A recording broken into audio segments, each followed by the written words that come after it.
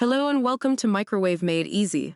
Today's video is all about yeast, specifically whether you can substitute instant yeast for active dry yeast in recipes.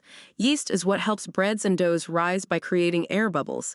There are a few different kinds of yeast you typically see called for in recipes: active dry yeast, instant yeast, rapid rise yeast, and fresh yeast.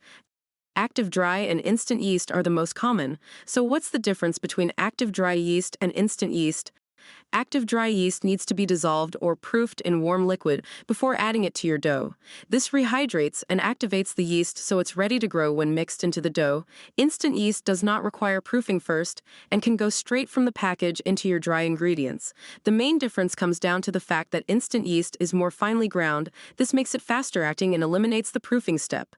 So while they aren't exactly the same, for most recipes you can substitute the same amount of instant yeast for active dry yeast. However, when substituting instant yeast in some bread machine or dough cycle recipes, you may want to reduce the amount of yeast by about 25% since instant yeast is more potent.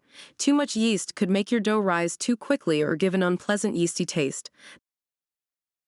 Yes, you can sub in instant yeast for active dry yeast. Just be prepared to tweak the amount if needed based on how your dough performs. Checking any rising or proofing times are also smart since instant yeast reacts more quickly. I hope this gives you more confidence for swapping one yeast for another in your baking. Let me know in the comments if you have any other yeast questions. And if you like this video, don't forget to like, subscribe, and hit the notification bell. Thanks for watching.